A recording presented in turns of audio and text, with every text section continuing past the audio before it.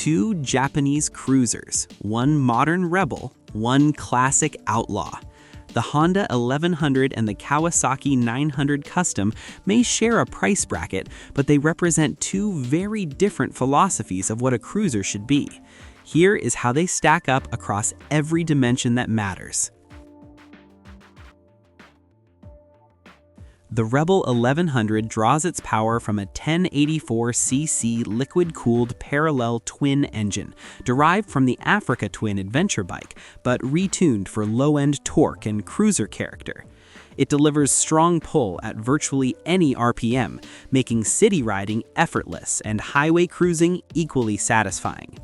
The Vulcan 900 Custom counters with a 903cc liquid-cooled V-twin, a configuration that is deeply traditional in the cruiser world. The V-twin produces a classic pulsing power delivery, with peak torque arriving around 3,500 RPM, giving it that satisfying roll-on grunt.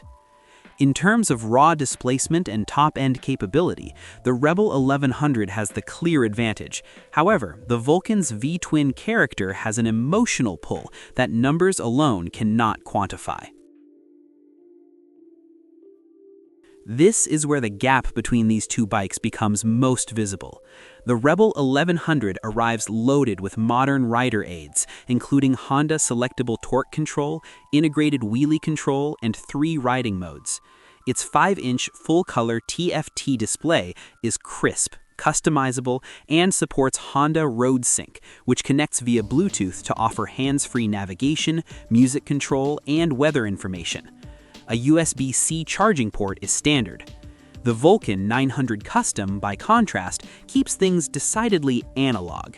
It features tank-mounted instrumentation, dual throttle valves for smoother fuel delivery, and no ride modes or traction control.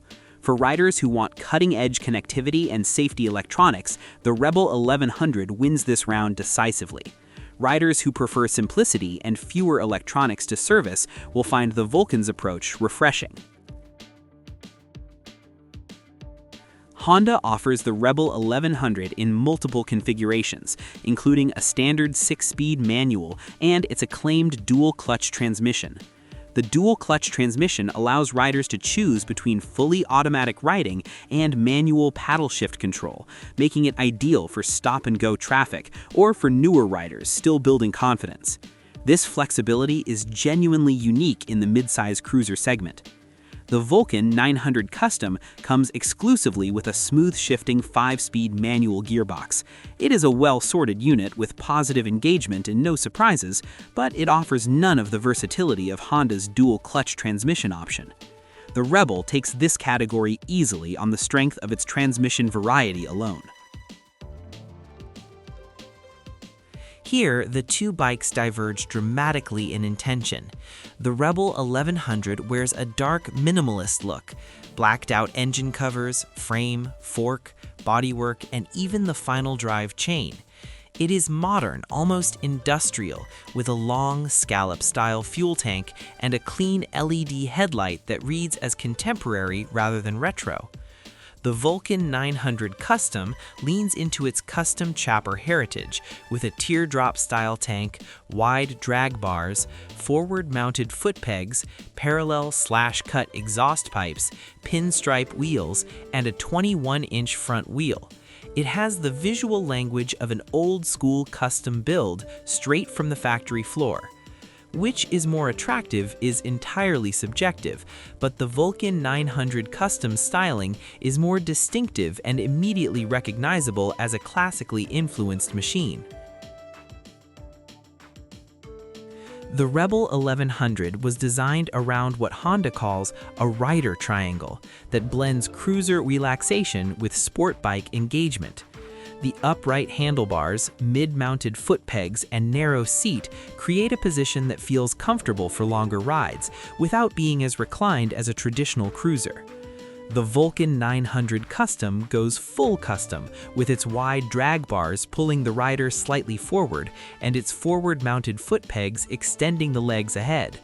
This is the classic low-slung, stretched-out cruiser posture that many riders specifically seek.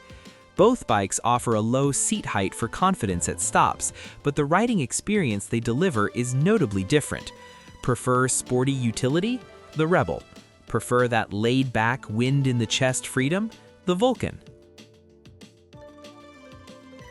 The Rebel 1100 runs 43mm telescopic fork tubes at the front with 140mm of travel and nitrogen-filled remote reservoir Showa shocks at the rear with custom spring rates. Sophisticated hardware for a cruiser. The result is a bike that handles corners with surprising confidence and soaks up bumps without fuss. The Vulcan 900 Custom uses conventional telescopic forks and dual rear shocks, both adequate for casual cruising, but not tuned for spirited cornering. Its low center of gravity makes it very easy to maneuver at low speeds and in parking lots. The Rebel 1100 outperforms the Vulcan in dynamic riding scenarios, while the Vulcan holds its own for relaxed, straight-line boulevard cruising. The Vulcan 900 Custom scores a meaningful win here. Its sculpted tank holds a class-leading 5.3 gallons, offering riders substantial range between fill-ups, particularly useful on long highway stretches where gas stations may be scarce. The Honda Rebel 1100 carries just 3.6 gallons, which, combined with a more performance-oriented engine, means more frequent stops on extended rides. For touring-minded riders or those who simply dislike range anxiety, the Vulcan's larger tank is a genuine practical advantage. The Rebel 1100 starts at $9,699 for the standard manual version, climbing to $10,399 for the DCT variant and $11,199 for the DCT SE. The 2026 Kawasaki Vulcan 900 Custom is priced at $9,999, sitting comfortably in the middle of the Rebel's range. At face value, both bikes compete in the same pricing tier. However, the Rebel 1100 offers significantly more technology, engine displacement, and transmission options for a similar investment. The Vulcan 900 Custom's value proposition lies in its simplicity, proven reliability, and the lower cost of ownership that comes with fewer electronics. Buyers who will never use traction control or Bluetooth will not miss what the Rebel offers, and may prefer not to pay for it. The Rebel 1100 was conceived from day one as a rolling blank canvas. Honda offers more than 30 official accessories for the standard Rebel 1100 alone, covering everything from custom seats and tank pads to windscreens and luggage systems. The platform's modular DNA makes it genuinely easy to personalize. The Vulcan 900 Custom, despite its name, has a more limited official accessory catalog, though its traditional styling makes it receptive to the vast aftermarket of cruiser parts that has developed around V-twin bikes over the decades. The Rebel wins on factory accessory breadth. The Vulcan wins in aftermarket depth and community. The Rebel 1100 is the superior machine on paper by a meaningful margin. It offers more displacement, more technology, more transmission choices, better suspension, and a richer factory accessory program. It is the bike for riders who want a modern cruiser that can do nearly everything: commute, tour, corner, and connect without compromise.